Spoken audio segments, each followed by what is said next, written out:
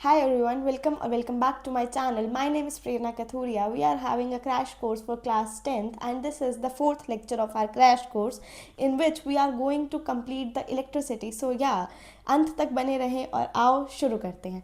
Electricity एक is the flow of electric charges. इसमें electric charges इधर से उधर फ्लो करेंगे. इस ब्रांच को हम डील करती है जो इलेक्ट्रिक चार्जेस से, उसे हम इलेक्ट्रिसिटी कह देते हैं. फिजिक्स की ब्रांच है एक. अब बहुत डिटेल में पढ़ेंगे इलेक्ट्रिक चार्जेस क्या होते हैं, करंट क्या होता है, इलेक्ट्रिसिटी क्या होती है, पावर क्या होती है, रेजिस्टेंस क्या होता है, सब कुछ. तो प्लीज़ ध्यान से सुनते रहें, कहानी को बनने दें and just sit back, relax and enjoy. तो देखो, electricity is produce due two of the motion of the electrons in the conductor. मान लो जो भी इलेक्ट्रिसिटी या इलेक्ट्रिक चार्जेस को अपने अंदर से पास होने देता है, जैसे ह्यूमन बॉडी को भी करंट लग सकता है, मतलब ह्यूमन बॉडी भी एक करंट को अपने अंदर से पास होने दे रही है, तो चार्जेस को अपने अंदर से फ्लो होने दे रही है. अब कोई भी चीज़ चार्जेस को, इलेक्ट्रिक चार्जेस को अपने अंदर से फ्लो होने देगी तो इलेक्ट्रिक चार्ज के फ्लो होने से करंट बनता है, करंट प्रोड्यूस होता है एंड उसे हम इलेक्ट्रिसिटी का नाम दे देते हैं. ठीक है. अब इलेक्ट्रिक चार्ज क्या एक फंडामेंटल प्रॉपर्टी है, एक सबसे छोटी यूनिट है एक मैटर की, कि कोई चार्ज पॉजिटिव होगा एंड कोई चार्ज नेगेटिव होगा. हमारे पास दो टाइप के चार्जेस होते हैं, the positive charges and the negative charges. ठीक है. अब इसमें बहुत सिंपल रूल है कि like charges repel and unlike charges attract. कि पॉजिटिव चार्ज होगा तो वो एक दूसरे से दूर जाएगा एंड ऑपोजिट अगर पॉजिटिव और नेगेटिव है तो वो एक दूसरे के पास आएंगे. अब इलेक्ट्रिक चार्जेस जो है इसकी एक ऐसा यूनिट होती है जिसे हम कहते हैं कूलम. कूलम का सी हमेशा बड़ा लिख के आओगे क्योंकि ये एक साइंटिस्ट का नाम था. ठीक है. अब चार्ज जो है क्वांटाइज हो सकते हैं. चार्ज को हम मल्टीप्लाई कर सकते हैं कि अगर एक चार्ज है और हम उसको n नंबर से मल्टीप्लाई करना चाहें तो हम उसे कर सकते हैं, क्योंकि charge are quantise. We can multiply them and we can say that अगर एक मिनट में या एक सेकेंड में इतने चार्जेस थे तो हमारी इतनी देर में कितने होंगे, we can calculate by that. Okay. Smallest charge equals to charge of one electron. सबसे छोटा चार्ज जो होता है वो होता है एक इलेक्ट्रॉन का चार्ज, जो कि 1.6 इंटू 10⁻⁻19 कूलम है. मीन्स हमारे एक इलेक्ट्रॉन के चार्ज की जो वैल्यू है कि एक इलेक्ट्रॉन में कितना चार्ज होता है, उसकी वैल्यू है 1.6 इंटू 10⁻⁻19 कूलम. ये बहुत ध्यान रखना. वैसे क्लास 10th में ये वैल्यू तुम्हें मिल जाती है कि टेक वन इलेक्ट्रॉन का चार्ज इक्वल्स टू दिस. सो इतना टेंशन लेने की जरूरत नहीं है. अब देखो इलेक्ट्रिक करंट क्या होता है. Electric current is very simple thing. जैसे मान लो अगर मैं तुम्हें मोशन वाले चैप्टर से, सब बच्चे फिजिक्स को बहुत इजीली रिलेट करते हैं, तो पहले आओ उसे समझते हैं. कि मान लो अगर मैं किसी स्टूडेंट को ये कहूँ कि तुम इतने कदम चले इतने समय में, कि डिस्टेंस अपॉन में जो टाइम होता है वो होती है स्पीड, कि तुमने इतने कदम कवर किए इतने समय में, तो तुम उसे क्या कह सकते हो, स्पीड कह सकते हो. तो same in this branch of physics we can say कि कितना चार्ज कवर हुआ, मतलब कितना चार्ज गया कितने टाइम में, कि कितने चार्जेस फ्लो हुए कितने टाइम में. चार्ज फ्लो अपॉन में time, that is electric current. Simple. कि करंट कितना फ्लो होगा, current is the rate of flow. Rate का वर्ड का मतलब ही टाइम है. ठीक है. Rate of flow of electric charges through a conductor, कि एक कंडक्टर में से कितना रेट ऑफ फ्लो चार्ज का हो रहा है. आई मतलब करंट इक्वल्स टू में क्यू बाय में T. Q is the charges, T is the time. तो इलेक्ट्रिक इलेक्ट्रिक करंट हमारा क्या हो रहा है, इलेक्ट्रिक चार्ज अपॉन में टाइम. ठीक है. अब ऐसा यूनिट क्या होती है इसकी, एम्पियर. एम्पियर भी एक साइंटिस्ट का नाम होता है, इसीलिए हम ए को भी हमेशा बड़ा रखेंगे. इलेक्ट्रिक करंट का जो ऐसा यूनिट है वो होती है एम्पियर. अब 1 एम्पियर को मैं कैसे डिफाइन कर सकती हूँ. तुम्हें पता है कि करंट की यूनिट है 1 एम्पियर. ये बच्चे ये ना डेफिनेशन अक्सर आती है और हर बच्चा, मोस्टली बच्चा, आई एम नॉट सेइंग हर बच्चे, इसे गलत लिख के आते हैं. तो आओ इसे देखते हैं कि हम इसे कैसे एकदम सही लिख सकते हैं. देखो ये जो इलेक्ट्रिक करंट है ना, अगर हमें पता है इसकी जो ऐसा यूनिट है वो 1 एम्पियर है, तो अगर मैं यहाँ पर 1 एम्पियर करना चाहती हूँ तो मुझे यहाँ और यहाँ भी एक चाहिए, या फिर कुछ ऐसा चाहिए कि यहाँ पे 2 हो यहाँ पर 2 हो, जो कट के एक आ जाए, या यहाँ पर भी एक और एक ही चाहिए आफ्टर द सिंप्लीफाइड थिंग्स.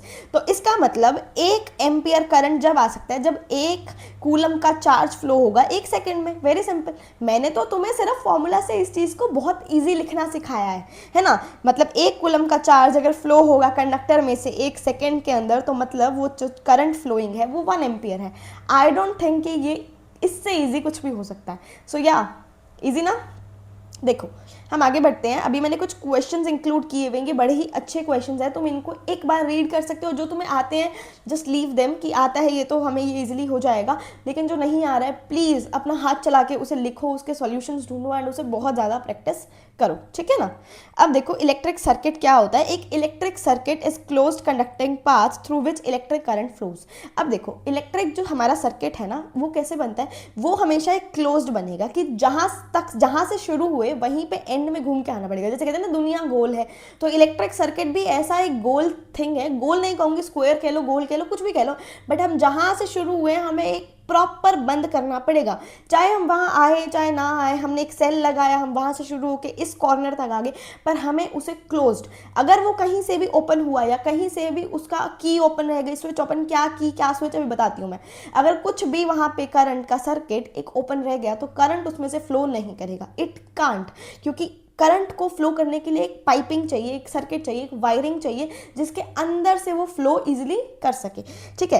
एक इलेक्ट्रिक सर्किट एक क्लोज कंडक्टिंग पाथ है through which electric circuit flows, ठीक है ना, इलेक्ट्रिक करंट फ्लोज, ठीक है। अब कंपोनेंट्स क्या है सिंपल इलेक्ट्रिक सर्किट के, कि हमें क्या क्या मेन चीज़ें चाहिए इलेक्ट्रिक सर्किट को के लिए, करंट को फ्लो कराने के लिए। सबसे पहले सेल या बैटरी, सोर्स ऑफ एनर्जी, की एनर्जी कहाँ से आएगी, हमारी जो केमिकल एनर्जी है वो इलेक्ट्रिक एनर्जी में कौन कन्वर्ट कर रहा है, सेल या बैटरी, है ना। अब आ गया की और स्विच। की और स्विच वो होता है कि हम कब करंट को जाने दे सकते हैं और कब नहीं जाने दे सकते हैं, ये हमारी मर्जी कुछ तो होनी चाहिए। अब तुम्हारी स्विचिंग है कि अगर तुम्हें लाइट ऑन रखनी है या ऑफ रखनी है, तो उसके लिए तुम्हारे पास एक एक्सेस है ना, कि तुम स्विच ऑन करोगे या ऑफ करोगे, तो वही स्विच है कि अगर तुम इसे ऑफ करते हो तो सर्किट टूट जाता है एंड करंट फ्लो नहीं करता है, लेकिन अगर तुम इसे ऑन करते हो सर्किट कंप्लीट हो जाता है और तुम्हारा करंट इजीली फ्लो करना शुरू कर जाता है। इट इज जस्ट दैट, ठीक है।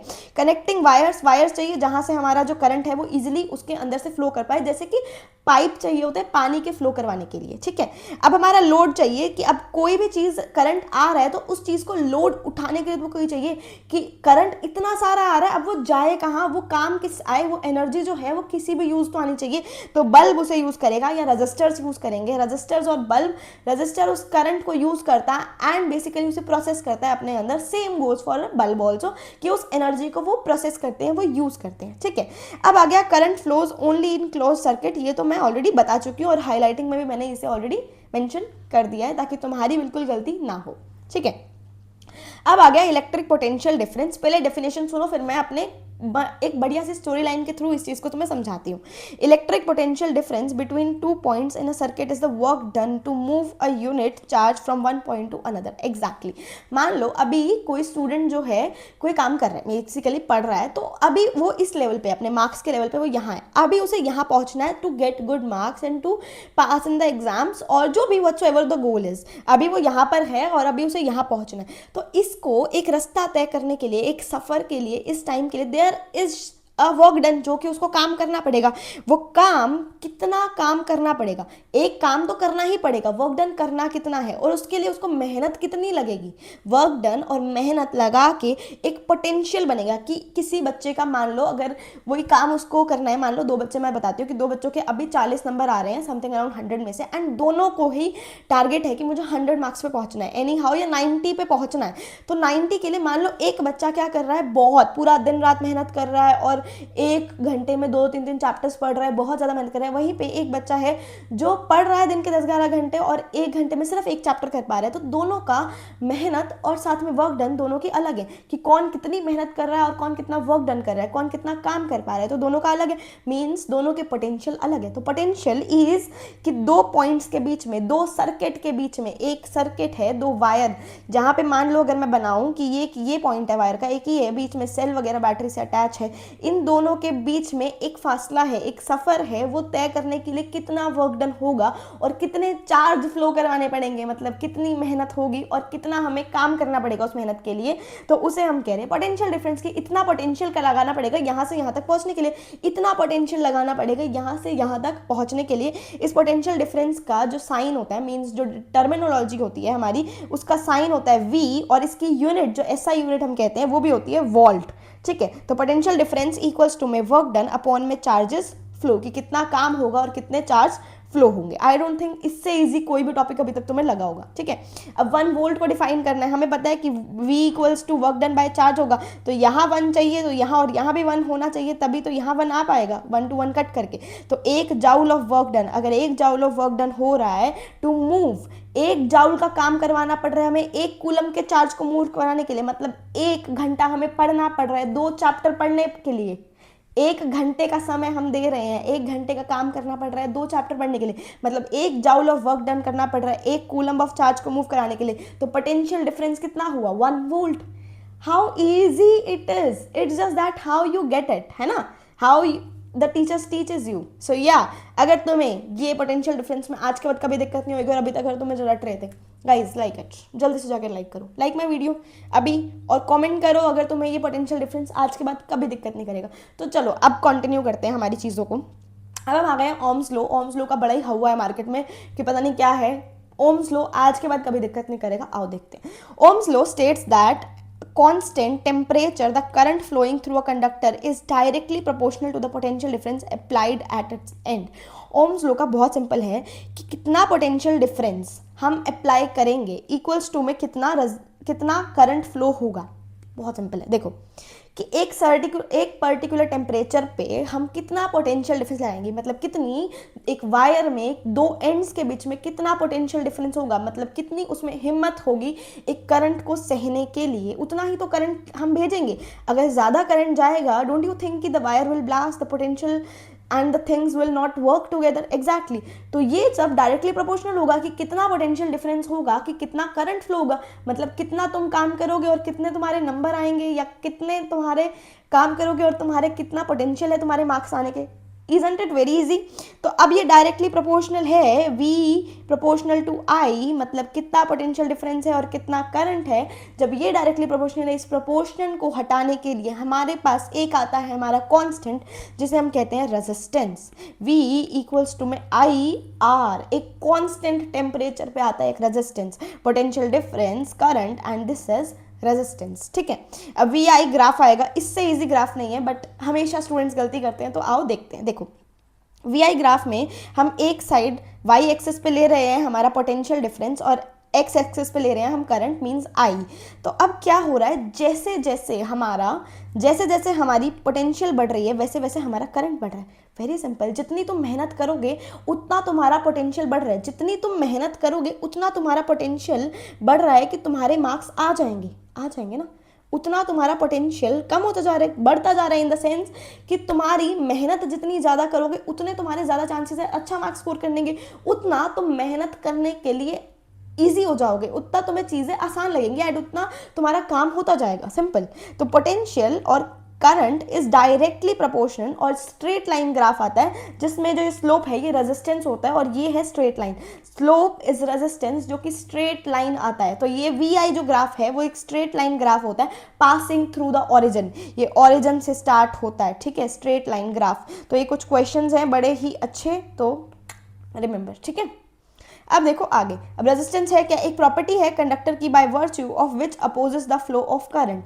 रेजिस्टेंस इज बेसिकली अगर रोड पे बहुत सारी गाड़ियां इकट्ठे चल रही हैं, बहुत सारी गाड़ियां, तो एक टाइम अगर इतनी सारी गाड़ियां चल रही हैं तो अगर ट्रैफिक बनेगा तो गाड़ियां धीरे धीरे स्लो होंगी, स्लो होंगी। It can also be example as friction. मान लो कि फ्रिक्शन, अगर तुम चल रहे हो, तुम रोड पे चल रहे हो, तो एक चीज़ जो तुम्हें स्लो करती है बहुत तेज फिसलने से या बहुत तेज एकदम से जाने से या गिरने पड़ने से, it is resistance, it will slow you out, it will friction है ना, फ्रिक्शन स्लो करती है ना हर जगह पे, फ्लोर पे, रोड्स पे, इवन लिखने के लिए भी तुम्हें फ्रिक्शन स्लो करती है। अगर क्योंकि फ्रिक्शन नहीं होगी तो तुम्हारा हाथ ही नहीं चलेगा एंड तुम्हारे पैर भी, तुम जाके कहीं पे गिरोगे, है ना, होता है ना ऐसा। तो same, resistance is the property of which virtue which opposes the flow of current. Current के फ्लो को थोड़ा सा स्लो करता है, थोड़ा सा रोकता है, क्योंकि अगर वो बहुत तेज फ्लो करेगा तो शायद it might end up some bad thing in the wire, है ना। अब इसकी एसआई यूनिट क्या है, ओम। इसको मैं रेजिस्टेंस को एक और एग्जांपल से देखती हूँ कि जब अगर तुम बहुत अच्छा काम कर रहे हो, बहुत अच्छी पढ़ाई कर रहे हो, बहुत अच्छे से पढ़ रहे हो और तुम्हारे बहुत अच्छे मार्क्स आने वाले, यू आर जस्ट लाइक कि ये हम तो अपने सक्सेस की सीढ़ी चढ़ते जा रहे हैं, तो here comes in the frame your रिश्तेदार, तुम्हारे रिश्तेदार फ्रेम में आता है एंड दे बी लाइक ऐसे कैसे, तो हम कैसे करोगे काम, करने ही नहीं देंगे तुम्हें, फॉर श्योर सी बात है। तो रेजिस्टेंस इक्वल्स टू में रिश्तेदार जो कि तुम्हें स्लो डाउन करते हैं, जो कि तुम्हें हमेशा टांग खींचने में लगे रहते हैं कि तुम तो कर ही नहीं सकते हो, तुम्हारी तो बस की ही नहीं है। आती है ना वो तुम्हारी प्यारी प्यारी बुआएं, सॉरी भाई मुझे नहीं बोलना चाहिए था, मतलब प्यारे प्यारे, ठीक है, बहुत सारे रिश्तेदार, प्लीज़ एयरफोन्स एंड, ठीक है। तो इसकी डेफिनेशन होती है ओम, ठीक है, इसका साइन होता है ये, and ohm was also a scientist, तो नाम थोड़ा सा ध्यान रखना, ओके। अब डेफिनेशन ऑफ 1 ओम, 1 एम्पियर का करंट अगर फ्लो करता है, V equals to I R if I say, और V अपॉन में I इक्वल्स टू में R भी कर सकते हैं। अगर 1 एम्पियर का करंट फ्लो कर रहा है 1 वोल्ट अप्लाई करने में, तो 1 ओम का रेजिस्टेंस आ जाएगा, वेरी सिंपल थिंग, ठीक है। कुछ क्वेश्चंस हैं, कर लेना।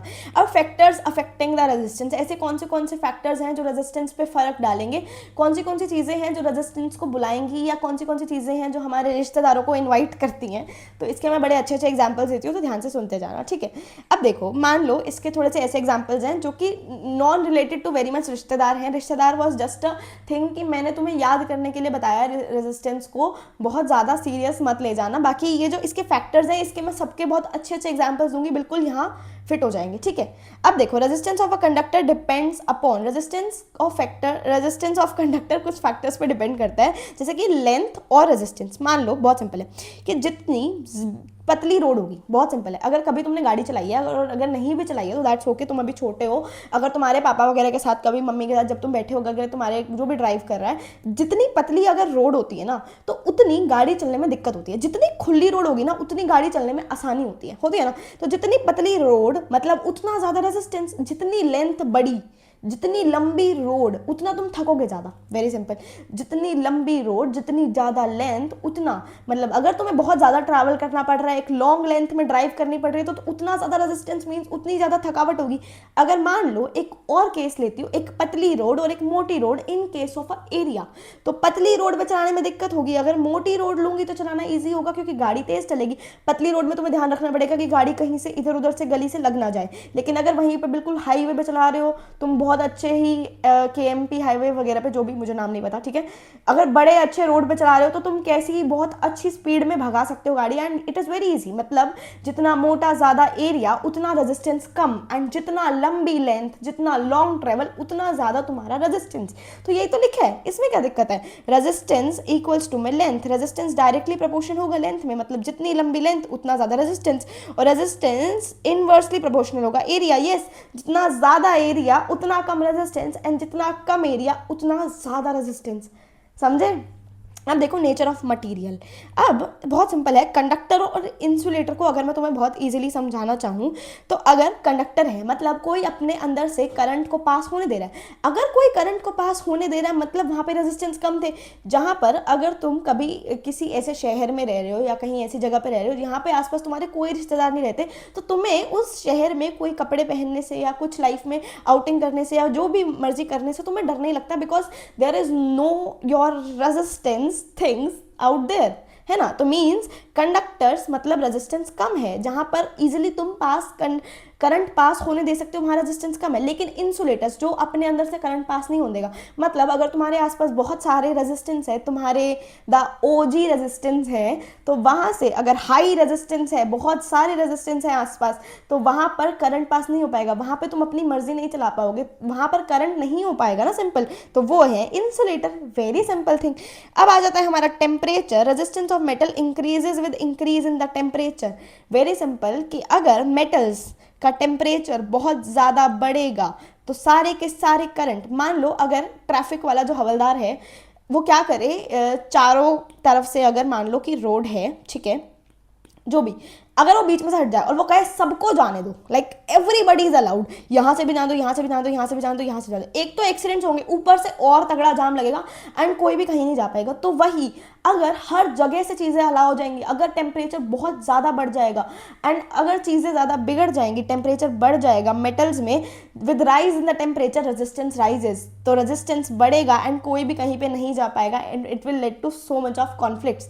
ऐसे ही अगर रेजिस्टेंस नहीं रहेगा और अगर रेजिस्टेंस बहुत ज़्यादा बढ़ जाएगा, in the case of temperature जैसे ही बढ़ेगा, सारे चार्ज इधर से उधर भागने लगेंगे, एकदम से हफरा तफरी मच जाएगी और मच जाएगी हफरा तफरी।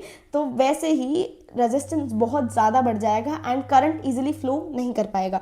तो रेजिस्टेंस इक्वल्स टू, अगर मैं इसका एक बहुत सिंपल फॉर्मूला लिखना चाहूँ तो I can very easily right कि देखो ध्यान से, यहाँ पे रेजिस्टेंस इक्वल्स टू में लेंथ अपॉन में एरिया, लेंथ नहीं डायरेक्टली प्रोपोर्शन, कि रेजिस्टेंस लेंथ के तो डायरेक्टली प्रोपोर्शन है लेकिन एरिया के इनवर्सली प्रोपोर्शन है, ये तो हमने देख लिया था। अब इस प्रोपोर्शन साइन को हटाने के लिए हम एक लेकर आते हैं रेजिस्टिविटी, लेंथ अपॉन में area. This resistivity is basically कि मीडियम क्या है हमारा, जो एक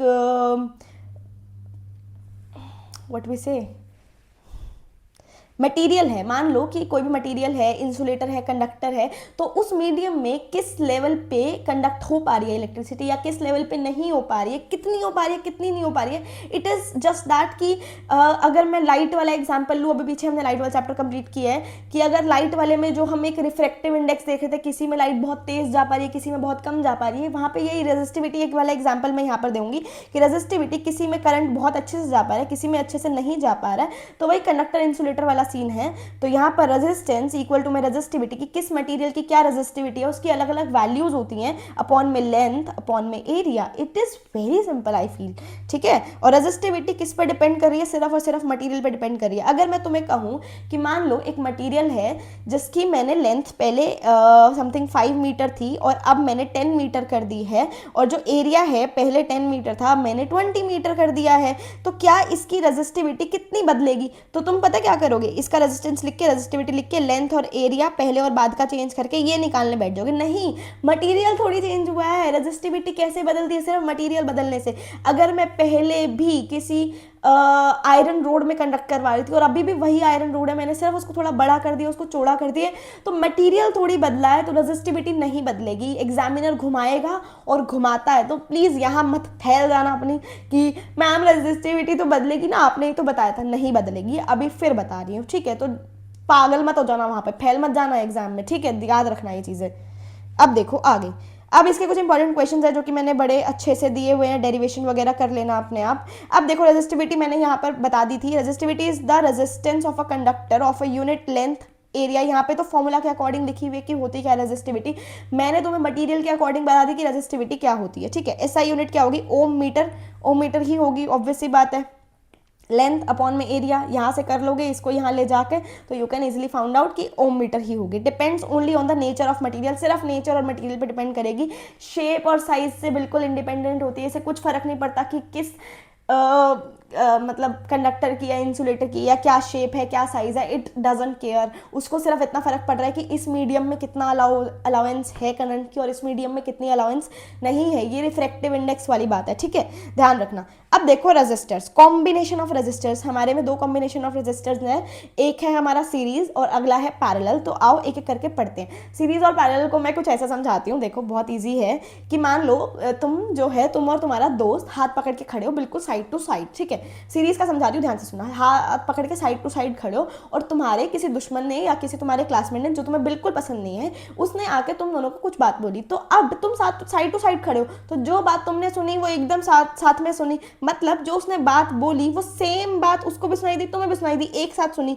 तो मीन्स सिंपल, ये जो रेजिस्टेंस है सीरीज में, ये हाथ पकड़ के खड़े हैं, तो यहाँ से जो करंट जाएगा वो सेम करंट जाएगा दोनों से, मीन्स जो बात गई वो सेम बात दोनों ने सुनी। अब एक सीन है जिसमें तुम या तुम्हारा दोस्त, तुम और तुम्हारा दोस्त मतलब अलग अलग फ्लोर्स पे रहते हो, या तो अलग अलग फ्लोर्स पे रहते हो या फिर किसी अलग अलग घर में रहते हो। एक बार वो तुम्हारे पास आया, एक बार वो उसके पास गया, और दोनों में उसने कुछ अलग अलग बातें बोली, तो बातें अलग अलग गई क्योंकि तुम अलग अलग रहते थे, तो बातें सेम नहीं आई। तो इन पैरेलल दोनों चीज़ें, दोनों रेजिस्टेंस एक अलग अलग फ्लोर पे है, तो करंट जो जाएगा वो अलग जाएगा, ठीक है।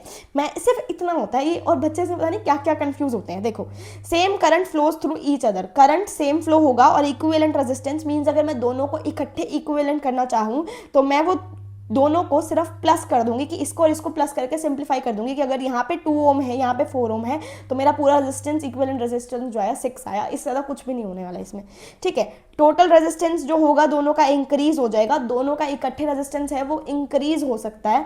और जो यूज्ड इन इलेक्ट्रिकल मीन्स, इनकी जो दोस्ती है, जो साइड टू साइड दोस्त खड़े थे, उन्होंने उस अपने दुश्मन का या अपने क्लासमेट का रंग देख लिया, तो अब उनकी जो दोस्ती है और भी ज़्यादा बढ़ गई है, इसलिए टोटल जो रेजिस्टेंस है वो इंक्रीज हो सकता है, ठीक है। Used in electrical electrical heaters में सीरीज वाला यूज होता है, ये ध्यान रखना, ठीक है। अब मैं पैरेलल वाली बात बताऊं, सेम पोटेंशियल डिफरेंस, यहाँ पर पोटेंशियल डिफरेंस एक है कि जो पोटेंशियल डिफरेंस है दोनों के अंदर एक है, यहाँ पर पोटेंशियल डिफरेंस अलग अलग है, मीन्स उसको पोटेंशियल डिफरेंस मीन्स कि उन दोनों की दोस्ती बहुत ज़्यादा है उसके आग लगाने से, और वहाँ पर दोस्ती कम है क्योंकि वो अलग अलग जगह पे रह रहे हो, तो पोटेंशियल डिफरेंस यहाँ पर सेम होगा और यहाँ पे पोटेंशियल डिफरेंस जो है अलग अलग होगा, ठीक है।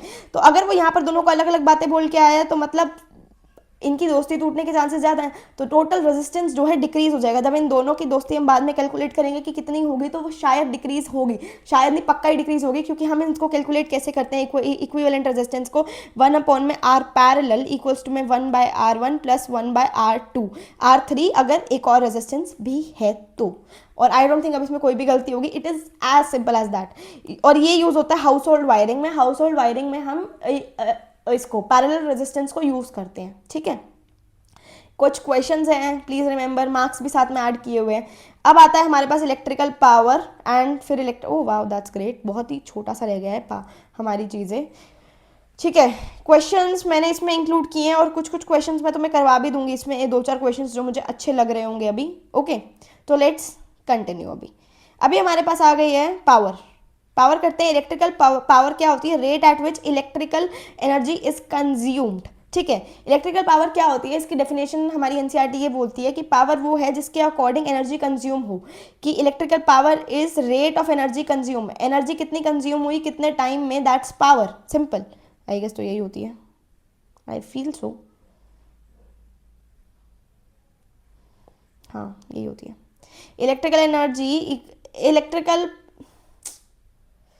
हाँ जी, पावर देखो, इलेक्ट्रिकल एनर्जी कितने टाइम में कंज्यूम होगी, दैट्स पावर, कि कितनी एनर्जी कितने समय में कंज्यूम हुई, इसको हम पावर कह देते हैं, कि कितना मैंने एनर्जी लगाई कितने टाइम में, मतलब मेरा पावर कितना है काम करने का, वो मेरी पावर हो गई, ठीक है। अब देखो पावर का एक फॉर्मूला जो है हमारी एनसीईआरटी बताती है, पावर इक्वल्स में वी आई, पावर क्या है, कितना पोटेंशियल डिफरेंस करंट को यूज करने में काम आया, दैट्स पावर, ठीक है। और अगर हम V equals to I R वाला ओम्स लॉ वाला फॉर्मूला यूज़ करते हैं तो हम यूज़ कर सकते हैं V की जगह पे आई आर को डाल दो तो I स्क्वायर R हमारा आ गया आंसर। और अगर मैं इसमें ये क्या कहते हैं I की जगह पे V अपॉन में R डालूंगी तो V स्क्वायर बाय R, ये हमारा आंसर आ गया। इट इज़ वेरी सिंपल, यहाँ से सिर्फ मैंने सब्सटीट्यूट किए ओम्स लॉ को। इसकी एसआई यूनिट समथिंग आती है वॉट, ठीक है, W। अब देखो important questions, electric power and derive the expressions of electric power मैंने बताए हुए हैं। अब heating effects of electric current, की इलेक्ट्रिक करंट में इलेक्ट्रिक एनर्जी जो निकलती है उसमें कुछ ना कुछ हमारे हीटिंग इफेक्ट्स होते हैं, कि हीट भी प्रोड्यूस हो रही है। ऑब्वियसली अगर तुम बल्ब वगैरह देखते हो वो गर्म हो जाते हैं, तो कुछ ना कुछ हीटिंग इफेक्ट्स भी होते हैं, जैसे कि हीटर हम क्यों यूज़ कर रहे हैं और हीटर क्यों प्लग में लगने के बाद ही गर्म हो रहा है, उसके हीटिंग इफेक्ट्स हैं वो, कि वायर इलेक्ट्रिक एनर्जी से चीज़ें गर्म भी हो रही हैं, हीट भी प्रोड्यूस हो रही है। इसीलिए when electric current passes through a conductor heat is produced, अब एक कंडक्टर से इलेक्ट्रिक करंट पास होता है तो एक हीट प्रोड्यूस होती है, इसे हम हीटिंग इफेक्ट बोलते हैं, ठीक है।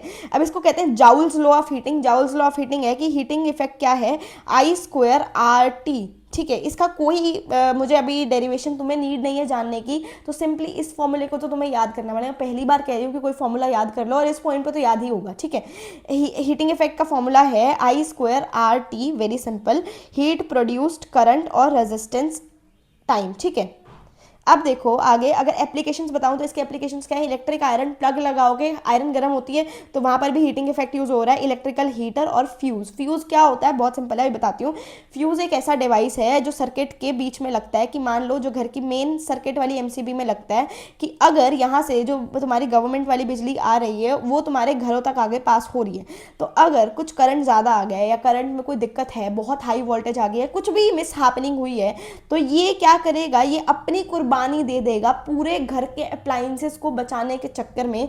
जैसे ही एक नॉर्मल लेवल से ज़्यादा गर्म हो जाएगा, क्योंकि ऑब्वियसली गर्म ही वाली बात है, तो ये मेल्ट हो जाएगा और ये यहाँ से सर्किट तोड़ देगा, मेल्ट हो जाएगा, पिघल जाएगा, तो सर्किट टूट गया। एंड सर्किट टूट गया तो करंट आगे नहीं जा पाएगा एंड सारे अप्लायंसेस बच जाएंगे। ये एक सेफ्टी डिवाइस है, एक थिन वायर से बनता है, लो मेल्टिंग पॉइंट का। लो मेल्टिंग पॉइंट मतलब कि बहुत ही कम मेल्टिंग पॉइंट होता है, एक सेट होता है कि इतना आ रहा है तो ठीक है, अगर हल्का सा भी ज़्यादा करंट आया तो ये फ्यूज़, कहते हैं ना कि फ्यूज उड़ गया।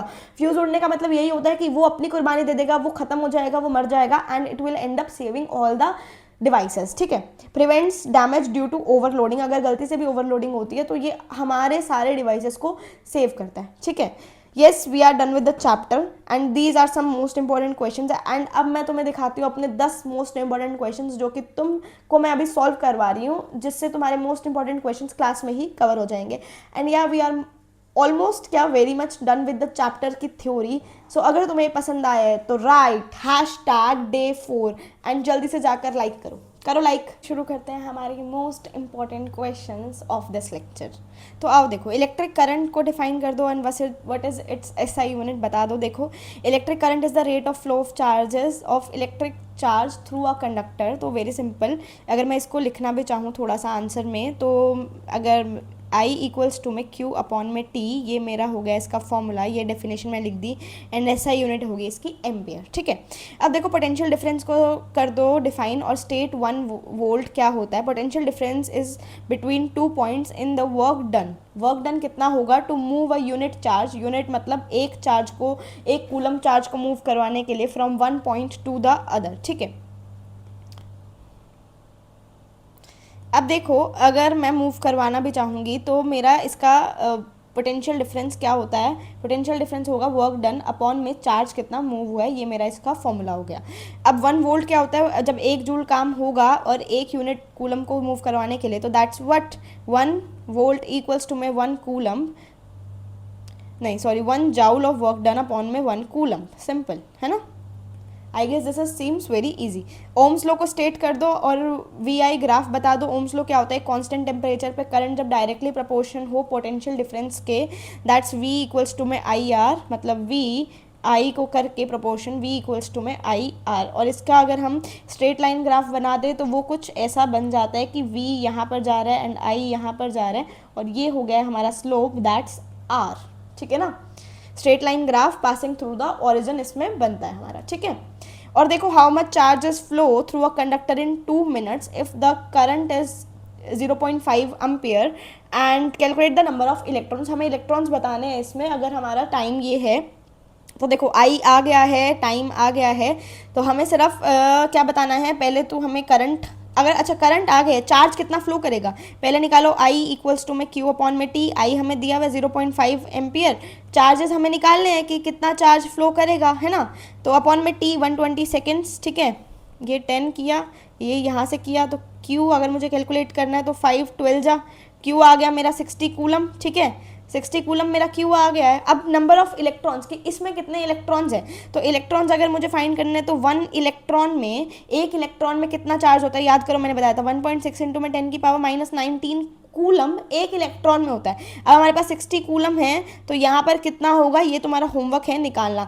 इट्स लाइक कि 1 किलो आलू 50 रुपये में आए और मैंने अभी तुम्हें 200 रुपये दिए, तो कितने किलो आलू आएंगे, इसे ऐसे याद रखना वरना याद नहीं रहेगा। एक इलेक्ट्रॉन में अगर इतने कूलम हैं और इतने कूलम मैं तुम्हें दे दूँ तो तुम्हारा कितना इलेक्ट्रॉन्स आ जाएंगे, मतलब कितना, calculate the number of electrons, that what the question is. तो ये तुम्हें सॉल्व करना है और कॉमेंट्स में मुझे आंसर जरूर से बताना, ठीक है।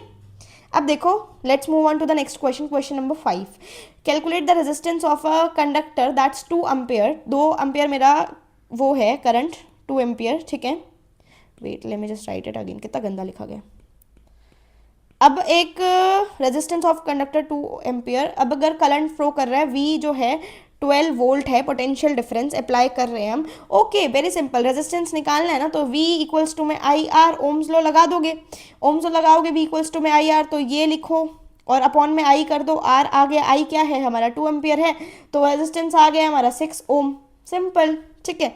अब नेक्स्ट क्वेश्चन पे अगर हम आ जाते हैं तो 3 रेजिस्टर्स हमें गिवन है, 2 ओम, 3 ओम, 6 ओम, सीरीज में कनेक्ट करोगे, इक्वल रेजिस्टेंस निकाल दो, क्या होगा, इक्वल रेजिस्टेंस निकालोगे क्या होगा। देखो, अगर हम इक्विवेलेंट रेजिस्टेंस निकालते हैं, सबसे पहला जो हमें नंबर 1 क्वेश्चन दिया हुआ है, इक्विवेलेंट रेजिस्टेंस को R1 प्लस R2, क्योंकि प्लस हो जाता है, याद करो, 2 + 3 प्लस में 6, दैट्स 6 7 8 9 10 11, ये आ गया हमारे पास 11 ओम। अब आ गया है current if connected to 12 volt of battery. अगर 12 वोल्ट की बैटरी कनेक्टेड है तो हमारा करंट क्या होगा, रेजिस्टेंस हमारे पास आ गया है, तो V इक्वल्स टू में आई आर, तो V हमें 12 मिल गई है, I हमारे पास नहीं है, वही करंट हमें कैलकुलेट करना है। अरे अरे अरे अरे, ये क्या हुआ, तो अगर हमारे पास आर है 11 तो हमारी आई आ गई 12/11, ये हमारा आ गया एम्पियर। आंसर सिंपल, करंट निकाल दिया हमारा, ये भी हो गया हमारा, ये भी हो गया, सिंपल। ठीक है, अब देखो अगर पैरेलल वाले में देखेंगे तो दो रेजिस्टेंस है 6 और 3 का connected in parallel, equal resistance निकाल दो। Very simple, 1/R parallel equals to में 1/R1 प्लस 1/R2, सिंपल है ना। 1/6 प्लस 1/3, 6 और 3 का अगर तुम करने लगोगे तो 3 2 जा 1 जा 2, ये आ गया हमारा 6, 3/6, ये आ गया 1/R पैरेलल। पर तुम्हें निकालना है R पैरेलल, तो R पैरेलल निकालने के लिए 6/3 करोगे, ये आ गया तुम्हारा 2 ओम आंसर। ये डिक्रीज हो गया, देखो पहले 6 और 3 गिवन था, यहाँ पर हमारा जो मेन इक्विवेलेंट रेजिस्टेंस है वो हमारा डिक्रीज होता है। ठीक है, अब देखो एक इलेक्ट्रिकल आयरन है ऑफ रेजिस्टेंस 20 ओम, तो रेजिस्टेंस देखो 20 ओम हमें दिया हुआ, कितना गंदा लिखा गया, छी 20 ओम हमें रेजिस्टेंस दिया हुआ है, और हमारा जो करंट है वो takes current from, okay voltage दी हुई है 220, ठीक है, और हमें करंट निकालना है और पावर निकालनी है, हमें दो चीज़ें दी हुई हैं। ठीक है, तो पहले करंट निकालते हैं, ऑब्वियसली यही निकलेगा, तो V इक्वल्स टू में IR अगर मैं करूँगी तो 220 अपॉन में 20 इक्वल्स टू में I आ जाएगा हमें, तो ये आ गया हमारा 11 ओम, मतलब 11 एम्पियर, सॉरी। ठीक है, 11 एम्पियर आ गया। पावर देखोगे तो पावर क्या आ रही है, पावर होती है VI। ठीक है, तो V हमारे पास है 220, ठीक है, और करंट हमारा आ गया 11, तो कर दो, 22 को 11 से करते हैं हम, तो it's gonna be something around 242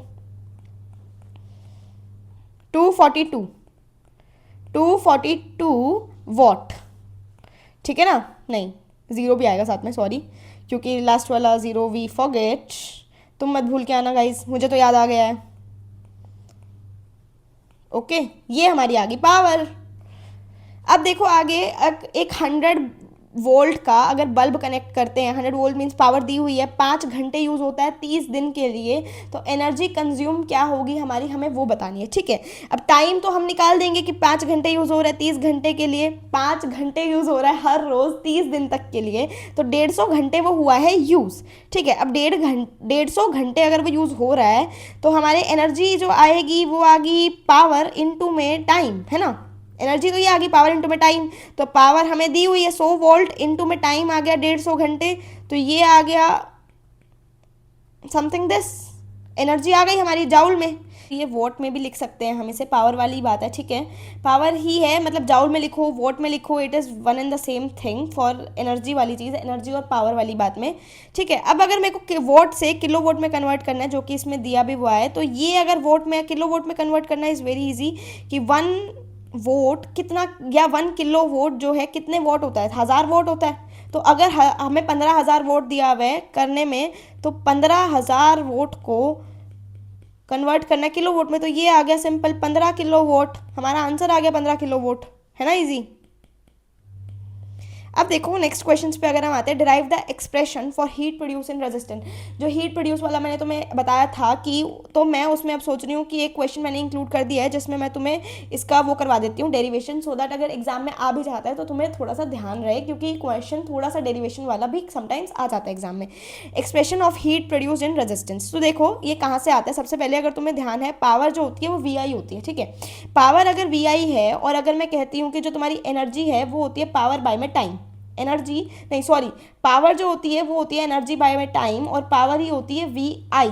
तो क्या मैं एनर्जी को लिख सकती हूँ पावर इनटू में टाइम, यहाँ से लिख सकते हो, और अगर पावर को मैं VI लिख सकती हूँ तो टाइम को मल्टीप्लाई करके VIT लिख सकती हूँ। यस, मैंने एनर्जी को फिर लिख दिया VIT। जब एनर्जी को मैं VIT लिख सकती हूँ तो ओम्स लॉ यूज़ करूँगी, V इक्वल्स टू में IR, तो ये बन जाती है मेरी हीट एनर्जी, क्योंकि हीट एनर्जी वही बात है एनर्जी वाली बात।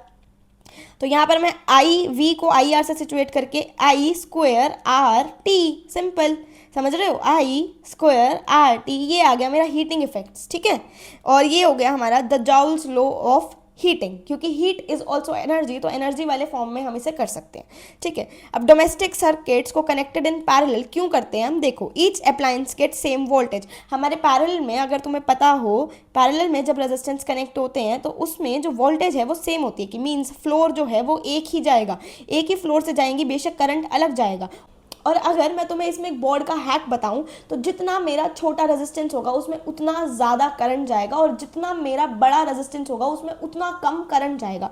ठीक है, तो यहाँ पर करंट तो ऊपर नीचे हो सकते हैं कि अगर ये बड़ा है तो करंट कम जाएगा, ये छोटा है तो करंट ज़्यादा जाएगा, वोल्टेज सेम जाएगी क्योंकि यहाँ से मेरा पोटेंशियल डिफरेंस जा रहा है तो पोटेंशियल डिफरेंस यहाँ पर दोनों के पॉइंट पे सेम जाएगा। तो यहाँ पर अप्लायंसेस को हमें वोल्टेज सेम देनी है, इसीलिए डोमेस्टिक में पैरेलल यूज होता है। और one appliances fail other continue to work. Exactly, अगर यहाँ से मेरा एक अप्लायंस फेल हो गया है तो लेकिन यहाँ तो करंट जाएगा ना, यहाँ पे तो करंट रुक नहीं रहा, क्योंकि यहाँ जाने के बाद अगर अप्लायंस फेल हो गया है तो एटलीस्ट ये नहीं होगा कि यहाँ फेल हुआ तो इसके आगे एक और लगाया तो यहाँ करंट नहीं जा पाएगा, क्योंकि सीरीज में दोनों हाथ पकड़ के खड़े हैं। अगर इस तक कोई बात नहीं आई तो इस तक तो कैसे ही पहुंचेगी, लेकिन अगर अलग अलग फ्लोर पे है तो शायद यहाँ वाले फ्लोर में आ सकती है लेकिन यहाँ वाले फ्लोर में कोई ना जाए।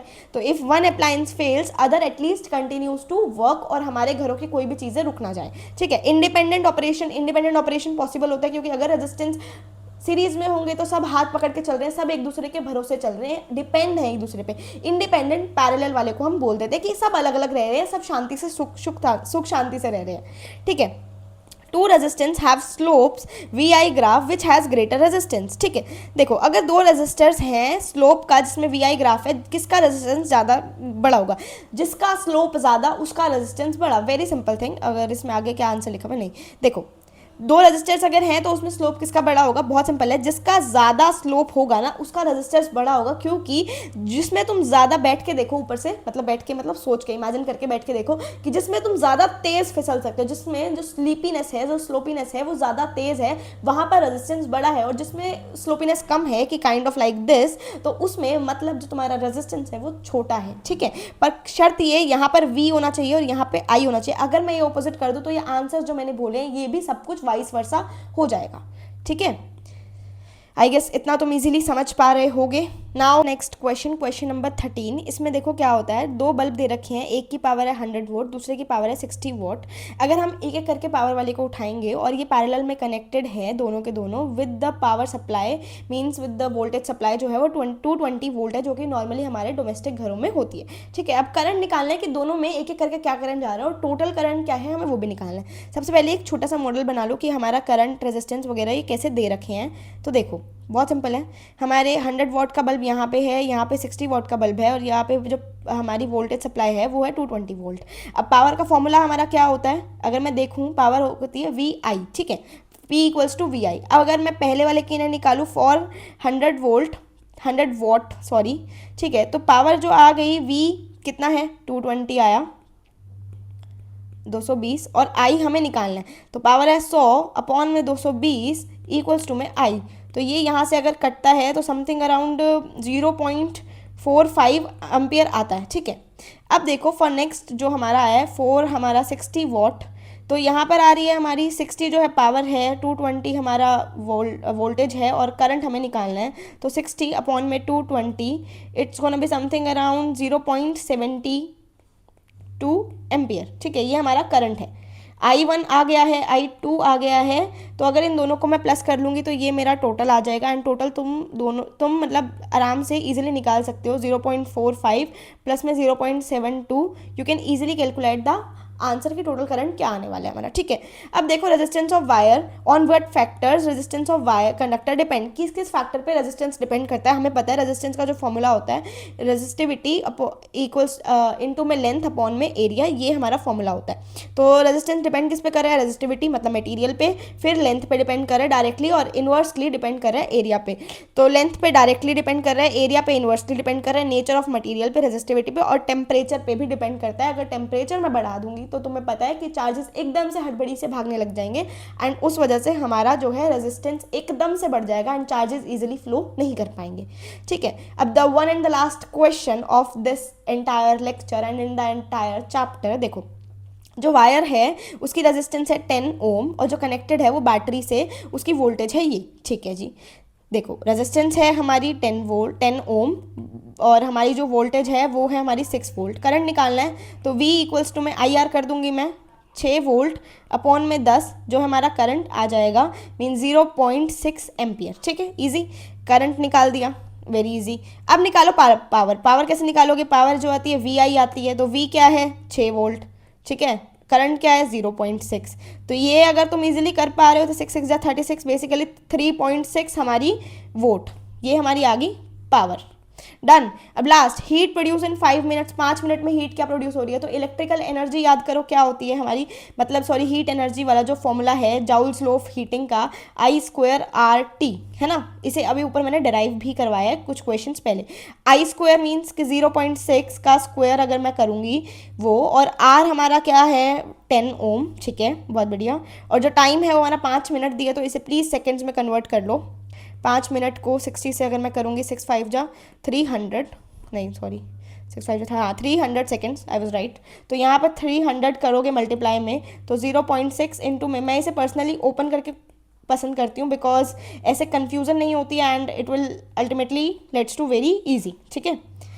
यहाँ से काटो, यहाँ से काटो, तो 6 6 जाओगे 36, और 36 से ये बचा, 36 को 3 से मल्टीप्लाई करोगे क्योंकि भूल मत जाना, 18, 3 3 जा 9 10, मतलब 1080 हमारी जाउल जो है एनर्जी हमारी आ गई, heat energy. So yeah finally we are done with this chapter, the lecture number 4, electricity. So hope you like it. अगर तुम्हें अच्छा लग रहा है तो लाइक करके ज़रूर जाना, मुझे सब्सक्राइब कर लेना आगे वाले लेक्चर्स को देखने के लिए। एंड येस, डे 4 कंप्लीटेड, जल्दी से लिखो and share with your all the friends, ताकि तुम्हारे भी CBSE में अच्छे मार्क्स आ सकें और तुम्हारे दोस्तों के भी आ सके। सो या कल मिलते हैं लेक्चर नंबर 5 के साथ। बाय।